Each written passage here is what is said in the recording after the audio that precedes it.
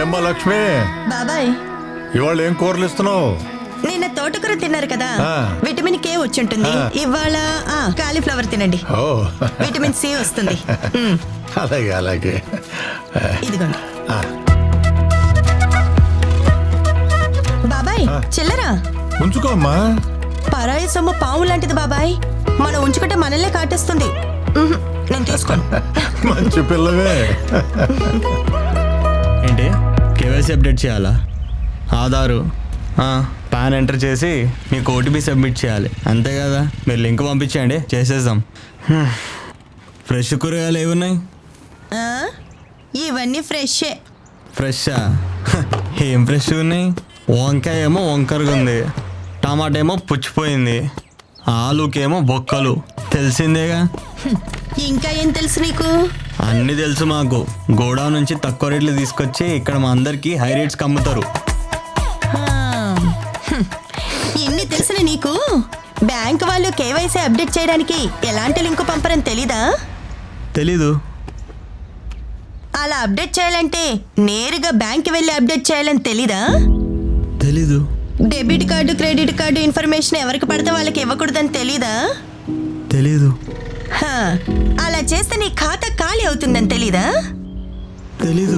బేరాల అడ్డం అయితే తెలుసు, కానీ సైబర్ కేటగాళ్ళ చేతుల్లో మోసపోకూడదని తెలీదా? తెలీదు. కేవైసీ లింక్ మీద క్లిక్ చేసుంటే నా ఖాతా అంతా ఖాళీ అయిపోద్దని తెలిసింది. థ్యాంక్స్ అమ్మా. ముందు మీరు తెలుసుకోండి. తెలియని నెంబర్స్ నుండి కాల్స్ కానీ మెసేజెస్ కానీ వస్తే వాటి మీద క్లిక్ చేయకండి, వెంటనే డిలీట్ చేసేయండి. ముఖ్యంగా సాఫ్ట్వేర్ ఉద్యోగులు, వృద్ధులు, పదవి విరమణ చేసిన వాళ్ళు, గృహిణులు వచ్చిన లింక్స్ ని సరిగ్గా గమనించకుండా క్లిక్ చేసి మోసపోతున్నారు. ఇలా మోసపోతున్న వాళ్ళల్లో ఎక్కువ మంది చదువుకున్న వాళ్లే ఉండటం ఆశ్చర్యం. సైబర్ కేటుగాళ్లు రోజుకొక కొత్త పద్ధతిలో మన ముందుకొస్తున్నారు. తస్మాత్ జాగ్రత్త. ఇటువంటి సైబర్ మోసగాళ్ళని అరికట్టడానికి 1-930కి కాల్ చేయండి.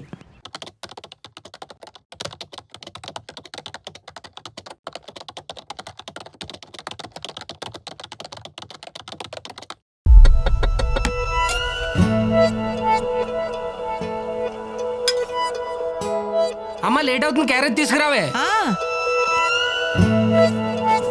రే ఇదిగోరా, నేను నువ్వేం తినలేదని ఈరోజు నీకోసం గుడ్డు కూర చేశాను. తింటలేమ్మా. ఏం చేస్తున్నాడేంటి? సార్, నా వైఫ్ ను ట్రాప్ చేయడానికి న్యూడ్ పిక్స్ పంపిస్తావా? ఏదో మంచివాడివని జాబ్ లో పెట్టుకుంటే ఇడియట్. నీ అంతు తెలుస్తాను, పోలీస్ కంప్లైంట్ ఇస్తాను. సార్ నేనెందుకు పంపిస్తాను సార్? ఇప్పుడే నేను డ్యూటీకి బయలుదేరుతున్నాను సార్. నేను ఏ ఫొటోస్ పంపించలేదు సార్. చూస్తారా నీ సంగతి ఏంటో చూస్తా. ఎవర్రా? ఏమైంది అలా ఉన్నావు? ఇదేడుస్తుంది. ఆగవే. ఎందుకు ఏడుస్తున్నావే? ఏమైంది? అమ్మా అది చెల్లి, ఏమైందే? అన్నయ్య, అమ్మా నా ఫొటోస్ అన్ని నోట్ ఫొటోస్ గా మార్ఫ్ చేసి సోషల్ మీడియాలో అందరికి షేర్ చేస్తానని బెదిరిస్తున్నాడు.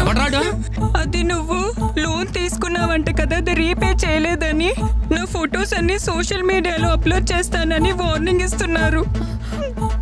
అవునరా, మీ మాయ కూడా ఫోన్ చేసి నువ్వు తీసుకున్న లోని వాణ్ణి కట్టమని గోల్ చేస్తున్నారంట, లేదంటే ఇంటికి వస్తామని బెదిరిస్తున్నారంట. నేను తీసుకున్నది 20,000 అమ్మా, కట్టింది 45,000. ఇంకా ఎంత కట్టాలంట? మరి ఏంద్రా ఈ గొడవ?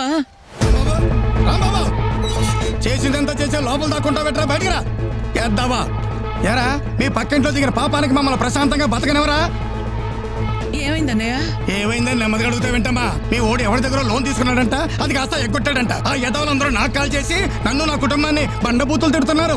అయినా పోయిపోయి వాళ్ళందరికీ నువ్వు నా నెంబర్ ఎందుకు ఇచ్చావురా? ఒక్క నిమిషం బాబాయ్. మా పక్కింటి నెంబర్లు, మా బంధువుల నెంబర్లు మీకెలా వచ్చినాయిరా? యాప్ ఇన్స్టాల్ చేసినప్పుడే మొత్తం నీ అన్ని డీటెయిల్స్ వచ్చేసినాయి, అర్థమైందా? నీ ఫోటోస్, నీ వీడియోలు అన్ని వచ్చినాయి. రే, తీసుకున్న దానికి అసలు దానికి మొత్తం వడ్డీ కట్టేశాను కదరా. కట్టిందే లేట్ ఫీజు, పెనాల్టీ దాని వడ్డీకే సరిపోయింది పైసలు. అసలు ఎవరా మీ అమ్మ మొగుడు కడతాడా? రే, ఇదంతా మోసం రా, మీరంతా చీటర్స్ రా. రే, మీరు అసలు మనుషులేనారా? ఏదో అవసరంలో కొద్దిగా లోన్ తీసుకున్న పాపానికి నన్ను ఎంత హింసిస్తారా? ఇదంతా ముందే తెలిస్తే అసలు మీ దగ్గర నేను అప్పే తీసుకునేవాడిని కాదురా. చెలగల్ల రక్తం అంతా పీల్చేస్తున్నారు కదరా. అరే అరే ఇవన్నీ అప్పులు తీసుకునే ముందు ఆలోచించాలి. కడతావా చేస్తావా? మొత్తం అయిపోయి నేను చచ్చిపోయా. ఇలాంటి యాప్స్ డౌన్లోడ్ చేస్తే మీ కాంటాక్ట్స్, ఫొటోస్, వీడియోస్ మరియు బ్యాంక్ అకౌంట్స్ హ్యాక్ చేసి డబ్బులు కట్టకపోతే ఆ ఫొటోస్ని రాంగ్గా మార్ఫింగ్ చేస్తామని బెదిరిస్తారు. అందుకే ఇలాంటి వాళ్ళని రిపోర్ట్ చేయండి. 1930కి ఫోన్ చేయండి లేదా మీ దగ్గరలో ఉన్న సైబర్ క్రైమ్ పోలీస్ స్టేషన్కి సంప్రదించండి. My dear friends, please beware of cyber crimes. This is our social responsibility. Thank you.